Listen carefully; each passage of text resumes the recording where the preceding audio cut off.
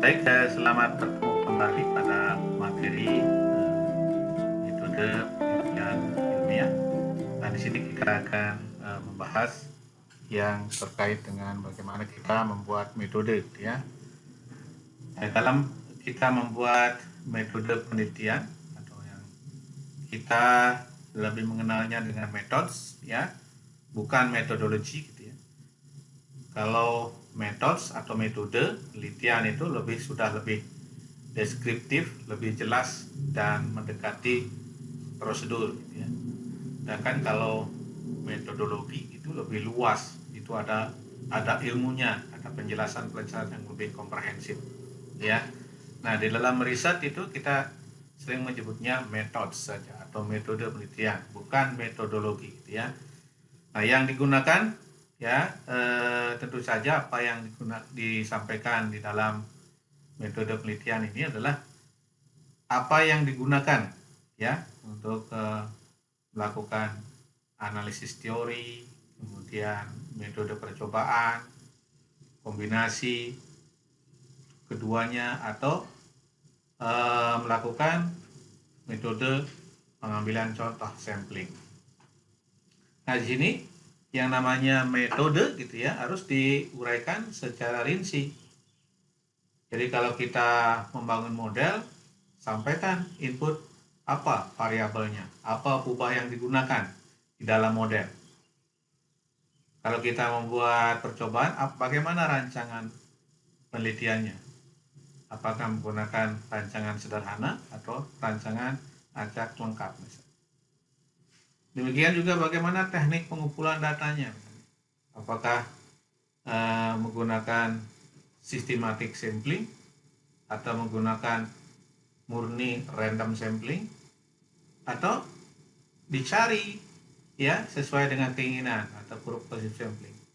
Demikian juga metode analisis datanya itu seperti apa? Apakah menggunakan analisis data parametrik atau non parametrik, ya? Dan bagaimana cara menginterpretasikan? Tentu saja beda antara parametrik dan non parametrik. Nah, kemudian kalau kita menggunakan metode yang sudah pernah dilakukan orang lain dan sudah dipublikasikan, misalnya dirinci dalam sebuah pustaka, dalam sebuah jurnal, maka kita sebutkan saja sumbernya, ya. Misalnya kita menggunakan metode analisis citra menggunakan maximum likelihood classifier, terus saja menggunakan metode likelihood classifier atau metode peluang maksimum, ya, dalam kurung sumberkan pustakanya, ya. Nah, poin yang keempat yang harus sampaikan di dalam metode ini adalah termasuk bahan dan data, ya. Nah, tapi bahan, tidak semua riset juga memerlukan bahan, ya. Kalau skala-skala laboratorium misalnya perlu bahan kimia, ya. Atau misalnya kalau di dalam perencanaan kehutanan, ya, biasanya tidak menggunakan bahan, tapi menggunakan data pendukung. Misalnya kita menganalisis citra, yang kita gunakan adalah citra digital itu bukan bahan, tapi data, ya, data utama. Kemudian data-data lain, data pendukungnya apa? Misalnya data pendukungnya terkait dengan jaringan jalan, jaringan sungai. Nah, ini semuanya dicantumkan secara rinci, ya. Bahannya apa saja, jenis datanya apa saja. Kalau menggunakan bahan-bahan spesies tumbuhan, apa spesiesnya, sumber dari mana. Kemudian memang kalau memang memungkinkan, hindari menggunakan merek-merek belakang supaya kita tidak ada konflik of interest. Sekarang ada di situ. Biasanya kalau kita menulis di dalam jurnal, adakah kita konflik of interest dengan merek dagang ini? Nah, kalau ada, hindari itu. Jadi supaya tidak disebutkan sebagai iklan terselubung. Ya, misalnya merek-merek tertentu dari misalnya pestisida, gitu ya, atau merek-merek tertentu alat pengukur pohon, gitu ya. Nah, kecuali yang memang nama-nama spesifik, gitu ya, yang memang tidak ada duanya, misalnya gitu. Kalau kita misalnya menggunakan data satelit, ya, sekarang kan ada data Landsat, Ada Lancetnya, ada Lancet TM, ya. Kemudian ada MSS zaman dulu. Ya, sekarang juga dari Prancis punya namanya Spot, gitu ya. Ada juga nanti MESSR, kemudian ada radar SAT, misalnya ya. Radar SAT misalnya dari Kanada, ERS gitu ya, dari Uni Eropa. Nah itu kita boleh menyebutkan, ini bukan merek dagang, seperti sudah namanya merek data lah gitu ya. Boleh misalnya ini engine-nya menggunakan misalnya engine spesifik yang dikeluarkan oleh Toyota, boleh gitu ya. Tapi tidak promosi itu kan, seperti itu. Karena memang tidak ada yang lain gitu ya. Misalnya perekaman kamera yang presisi menggunakan kamera Leica, nggak apa-apa itu ya, supaya ada speknya. Kemudian bahan yang dicantumkan jika penelitiannya eksperimen, seperti yang saya katakan tadi. Jika percobaan ya boleh bahan. Tapi kalau kita kalau saya misalnya bidang saya tidak ada eksperimen, tapi saya hanya berupa inventory, ya, menganalisis data yang sudah existing, ya, itu menggunakan data. Kemudian poin berikutnya adalah tempat dan waktu. Ya, ini dituliskan jika berkaitan langsung dengan metode dan analisis. Jadi kalau kita misalnya menganalisis pertumbuhan, ya tentu saja kan tergantung musim.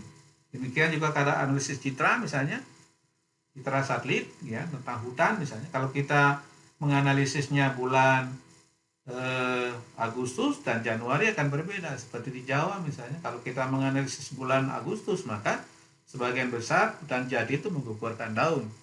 Tapi kalau bulan Januari berdaun, gitu ya. Nah ini perbedaan waktu ini menyebabkan akan perbedaan hasil. Nah, makanya tempat berbeda, kemudian waktu berbeda.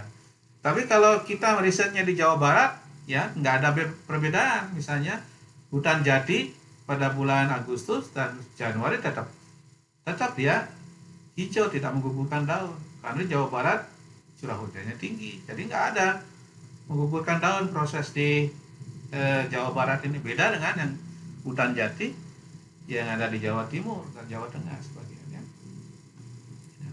Ini sangat berkaitan. Jika berkaitan langsung dengan metode, misalnya ketinggian tempat, suhu, musim, nah itu harus dicantumkan. Yang lain dalam metode yang harus juga dicantumkan apabila kita menggunakan software dan hardware yang sangat spesifik. Misalnya kalau kita hanya menjumlahkan, mengurangkan saja, nggak perlu kita mencantumkan Microsoft Excel gitu. Atau Microsoft Word untuk mengolah datanya, nggak perlu, itu sudah umum. Tapi kalau yang sangat spesifik, misalnya untuk mengolah misalnya dalam kaitannya dengan machine learning, nah sekarang ada namanya RapidMiner, boleh dicantumkan analisis menggunakan RapidMiner, analisis citra menggunakan RDAS, spasialnya menggunakan ArcGIS versi sekian. Karena masing-masing versi itu kemampuannya berbeda. Ya, misalnya kalau ArcGIS menggunakan levelnya 10 up, itu harus menggunakan bahasanya Python. Tapi 10 ke bawah itu boleh masih menggunakan Visual Basic. Begitu ya perbedaannya. Nah itu metode penelitian harus begitu menyajikannya ya. Nah, kenapa metode penelitian ini diperlukan? Karena memang pada prinsip dasar dari menyusun metode ini adalah tujuannya adalah agar metode kita ini bisa dipahami dan diulang oleh orang lain. Jadi ingat yang kita sajikan metode ya, bukan metodologi. Jadi supaya apa? Supaya prinsip supaya bisa dipahami, mudah dipahami orang lain dan diulang. Oh, misalnya ini machine learning-nya menggunakan pendekatan apa? Misalnya menggunakan decision trees gitu ya. Ini akan bisa diulang orang lain karena udah jelas. Itu satu. Yang kedua, dia mempunyai informasi yang cukup. Supaya apa? Supaya orang lain bisa melakukan replikasi. Ya.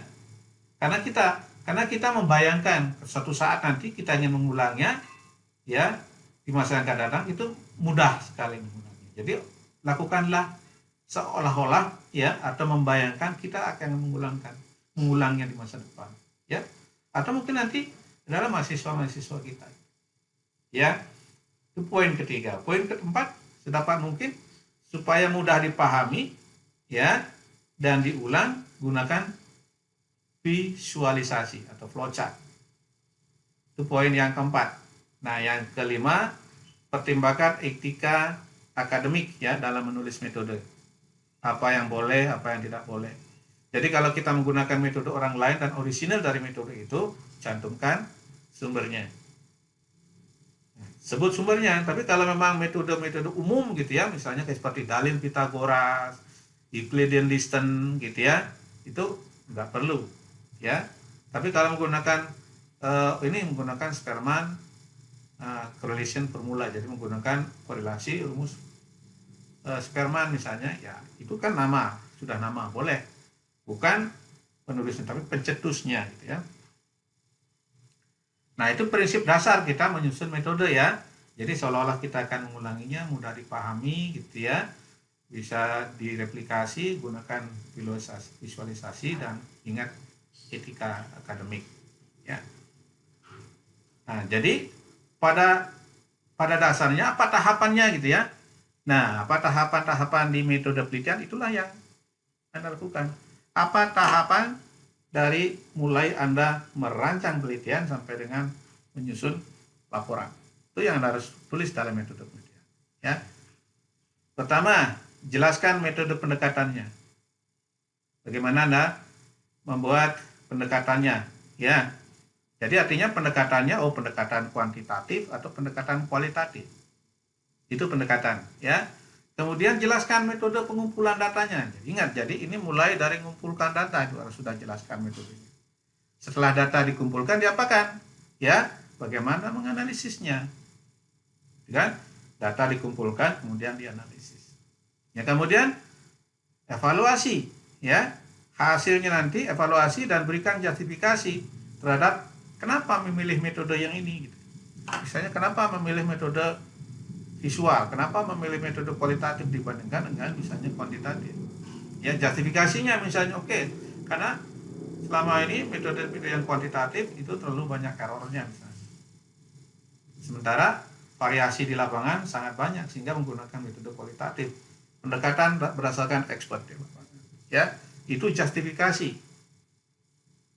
Makanya sampai sekarang walaupun berkembang metode yang kuantitatif misalnya dalam klasifikasi citra digital, tapi pada umumnya finally menggunakan kualitatif. Karena itu yang dianggap paling benar ya, berdasarkan kriteria yang dibangun oleh interpreter atau kesepakatan dari user. Nah, kemudian barulah dari mulai awal dari input data, metode pengumpulan datanya ya, dari mulai pendekatan, metode kumpulkan, data yang dikumpulkan, kemudian analisis, itu dibuat diagram ya. Nah, seperti yang tadi secara keseluruhan seperti yang saya jelaskan di muka ya, informasi tentang tempat, waktu, bahan, software, hardware itu perlu ditampilkan. Nah, kalau apa yang disebut dengan metode pendekatan ya, apa permasalahannya dan apa pertanyaan penelitian, itu kan pendekatan yang digunakan. Bisa menggunakan pendekatan kuantitatif ya, ini pendekatan kualitatif maksudnya. Kalau pendekatan kualitatif kita lakukan interview saja gitu, atau menggunakan pendekatan kuantitatif, kita survei saja ya, lakukan sampel di lapangan. Kalau kualitatif, interview dari tokoh-tokoh ya. Nah, kemudian bagaimana metode pengumpulan datanya ya yang akan digunakan gitu ya, apakah juga kuantitatif atau kualitatif. Kalau kuantitatif, jelaskan di mana, kapan, bagaimana survei akan dilakukan, apa peralatan surveinya, bagaimana tekniknya, prosedur pengumpulan data untuk riset ini, semuanya dijelaskan metode kuantitatif itu ya, bagaimana desain samplingnya ya, itu semuanya dijelaskan. Jika kualitatif ya, jelaskan kapan, di mana, bagaimana interview dilakukan, bagaimana pemilihan respondennya, memilihkan responden para ahli bagaimana, misalnya ahli dari satu di perguruan tinggi ya, perguruan tinggi misalnya satu di PB, satu UGM, ITB ya, atau misalnya di daerah misalnya di Tadulako, di USU ya, Jambi, Makassar gitu ya. Itu boleh bagaimana kita menentukan ya berbagai macam perguruan tinggi. atau dari lead bank. Ya. Nah, kemudian bagaimana metode analisis? Ya, tadi pengumpulan data sudah, metode analisisnya bagaimana gitu ya? Jelaskan metode analisisnya. Lagi-lagi diberitakan garis besarnya. Analisisnya kualitatif, ya. Kualitatif misalnya bisa menggunakan dari gambar, ya, atau dari observasi saja. Oh, ini hutannya lebat. Oh, ini biomasanya tinggi, ya. Hanya di atas 200 ton. Nah, ya. Atau menggunakan bahasa hasil atau observasi hasil wawancara, ya. Itu kualitatif. Nah, kalau kuantitatif, apakah mengecek data yang hilang? Ya, jadi kalau analisis kualitatif misalnya, oke, kita lihat bagaimana statistiknya nih, ya. Ada data yang hilang nggak? Kalau ada yang hilang, bagaimana replacementnya? Atau kita bersihkan datanya, itu pertama. Yang kedua, analisis statistik, lihat bagaimana korelasinya, bagaimana keragamannya, ya. Ini data kuantitatif semua. Pendekatannya apakah menggunakan parametrik dan parametrik? Itu metode analisis. Nah, berikutnya yang tadi, ya, kenapa memilih metode ini? Apa alasannya? Apakah karena mudah, apakah karena murah, apakah karena teliti, sesuai atau cepat, gitu ya? Itu diamati. Harus jelas, ya. Alasannya harus jelas. Demikian juga kalau kita milih yang kualitatif, ya kenapa juga dipilih? Ya, berikan alasan untuk meyakinkan para pembaca. Nah, ini contoh misalnya ilustrasi kita membuat diagram alir, ya. Misalnya kita biasanya dari mulai start, dan ini simbol-simbolnya, ya. Ini simbol dari bagaimana kita menggunakan yang berbentuk bulat gini, ya, panjang, ya. Ini adalah simbol dari terminal, ya. Bisa di terminal di start dan selesai simbolnya seperti ini. Misalnya mulai, ya. Mulai persiapan misalnya, boleh. Persiapan simbolnya seperti ini, ya. Yang berbentuk heksagonal tapi panjang gitu, ya. Ini persiapan. Nah, apa saja yang persiapannya? Mengumpulkan data, mendesain riset, ya, mereview permasalahan, menetapkan tujuan, ya, semuanya dipersiapkan. Sekaligus juga persiapan untuk pelaksanaan. Kemudian setelah selesai persiapan, baru mulai mengumpulkan data, ya. Oke, setelah dari data tersebut bisa saja berdasarkan dokumen yang ada, gitu ya, gunakan dokumen yang ada atau data-data pendahuluan yang ada, ya. Gunakan di situ. Kalau misalnya masih ada gap, bisa lakukan survei lapangan, ya. Nah, ini semuanya data-data sekunder gitu, ya, ya. Kemudian dijadikan sebagai input, ya, sebagai data inputnya.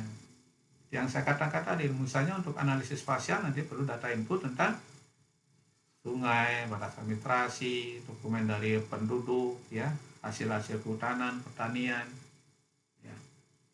Nah, kemudian ya bisa luka misalnya sebelum di analisis lebih lanjut, ya display dulu menggunakan monitor, display di komputer, dilihat dulu datanya, kan. Nah, baru diolah, ya, diolah. Nah, olahnya juga bisa misalnya pre-processing bisa, ya, proses pendahuluannya bisa, atau langsung melakukan processing juga bisa, ya. Nah, dalam processing ini bisa menghasilkan keputusan, kan? Ya. Lanjut, tidak, atau perbaiki, apa tidak, gitu kan, ya? Ya, kalau lanjut, ya. Kalau tidak, muter siklusnya lagi, apa yang diperbaiki, ya? Pasti ada proses keputusan, dan simbolnya, ingat, diamond ini adalah simbol dari keputusan, dan segi 4 panjang, ya, yang hijau ini diproses ini adalah simbol dari activity. Ingat, beda-beda simbol, ya. Display seperti ini, ya, titik input, jajaran panjang, dokumen seperti ini, itu beda semua artinya, ya. Nah, kemudian proses lagi misalnya, jika iya diproses lagi, lanjutkan boleh, jika ada, ya, ada proses berikutnya. Nah, Nah, di dalam proses ini bisa kita melakukan ekstraksi atau bisa melakukan penggabungan gitu ya, merging, proses ekstraksi juga boleh. Ya, bisa juga kalau nggak ada ini bisa di escape juga ya. Nah, barulah nanti menghasilkan output. Nah, kalau sudah output selesai, sudah mencapai tujuan, ya selesai. Nah, ini proses bagaimana kita membuat diagram Euler ya. Ingat, simbol-simbolnya ini semuanya punya arti seperti yang saya sampaikan tadi. Kalau terminal seperti ini, mulai dan selesai seperti itu. Proses segi empat panjang, input output ya, jajaran genjang seperti ini, merge, segitiga terbalik ya, segitiga normal posisinya ekstrak. Persiapan kontak seperti ini, display seperti ini ya, dokumen seperti ini. Internal ya. Ya, saya kira itu yang terkait dengan metode penelitian. Ya. Baik, kita akan lanjutkan. Berikutnya adalah pada bagaimana kita akan membuat hasil ya.